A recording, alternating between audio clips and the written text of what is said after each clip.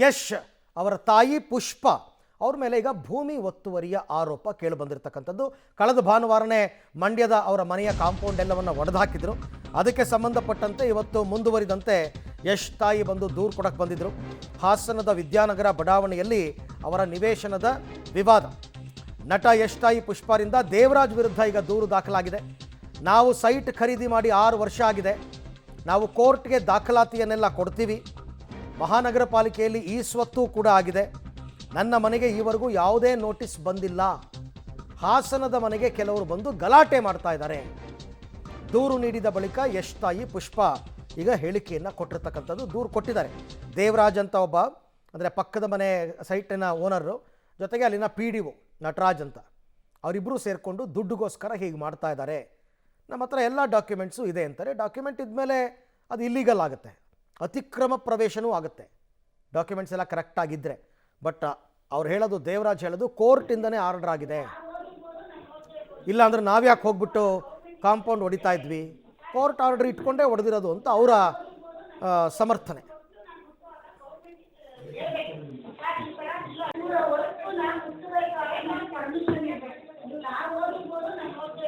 ಮತ್ತೆ ನೈಟಲ್ಲಿ ಬಂದು ಮತ್ತೆ ಯಾರ್ಯಾರೋ ಗಲಾಟೆ ಮಾಡ್ತಿದ್ರು. ಪಕ್ಕದಲ್ಲಿ ನಮ್ಮದು ದೊಡ್ಡ ಮನೆ ಇರೋದ್ರಿಂದ ಮತ್ತೆ ನಮ್ಗೆ ಏಕಾಏಕಿ ಬಂದು ಪೇಪರ್ಸ್ ಆಮೇಲೆ ಕೋರ್ಟ್ ನೋಡುತ್ತೆ, ಮತ್ತೆ ಅಲ್ಲಿ ಮಲಗಿರ್ತಾರೆ ಡ್ರೈವರು, ನಮ್ಮ ಅಕ್ಕನ ಮಗ ಎಲ್ಲ ಇರ್ತಾರೆ. ನೈಟಲ್ಲಿ ಬಂದು ಮೊನ್ನೆ ಗಲಾಟೆ ಮಾಡಿದ್ದಾರೆ ಅಂತ ಇನ್ನೊಂದು ಕಂಪ್ಲೇಂಟ್ ಕೊಡೋಕ್ಕೆ ಬಂದಿದ್ದೆ ನಾನೇ.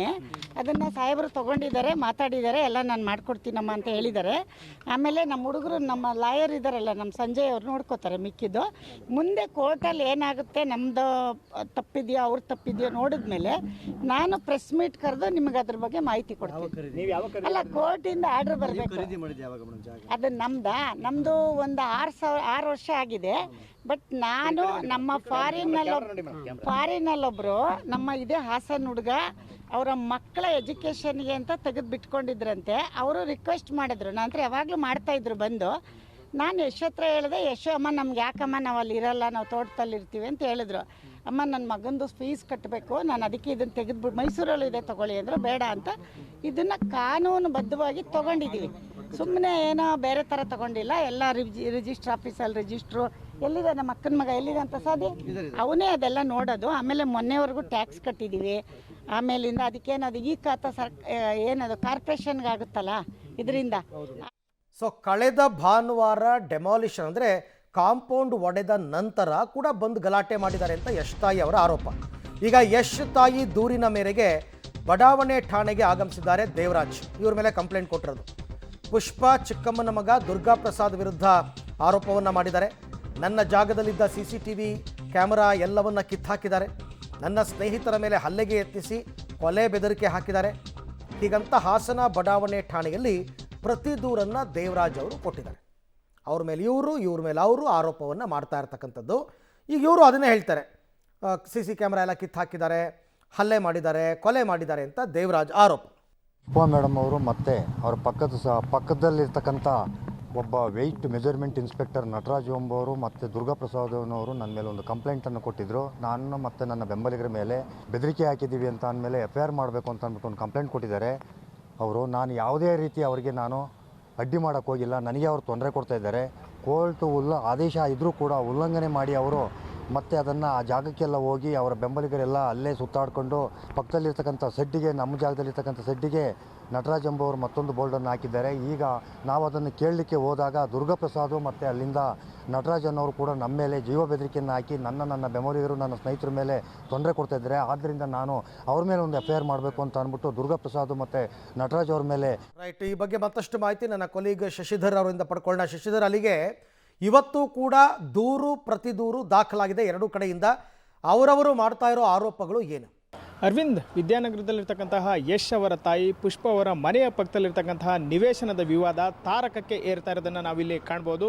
ಮೊದಲನೇದಾಗಿ ಯಶ್ ತಾಯಿಯವರ ತಾಯಿ ಪುಷ್ಪವನ್ನೇರಿದರೆ ಅವರ ಪರವಾಗಿ ಅವರ ಚಿಕ್ಕಮ್ಮನ ಮಗ ದುರ್ಗಾ ಪ್ರಸಾದ್ ಕಳೆದ 4 ದಿನಗಳ ಹಿಂದೆ ದೂರನ್ನು ನೀಡಿದರು. ಅದು ದೇವರಾಜು ವಿರುದ್ಧವಾಗಿ ದೂರನ್ನು ನೀಡಿದರು. ಅದಾದ ಬಳಿಕ ಇಂದು ಯಶ್ ಅವರ ತಾಯಿ ಪುಷ್ಪ ಅವರೇ ಖುದ್ದು ಬಡಾವಣೆ ಪೊಲೀಸ್ ಠಾಣೆಗೆ ಆಗಮಿಸಿ ದೇವರಾಜು ಹಾಗೂ ಇತರರ ವಿರುದ್ಧ ಒಂದು ದೂರನ್ನು ನೀಡಿರ್ತಕ್ಕಂಥದ್ದು.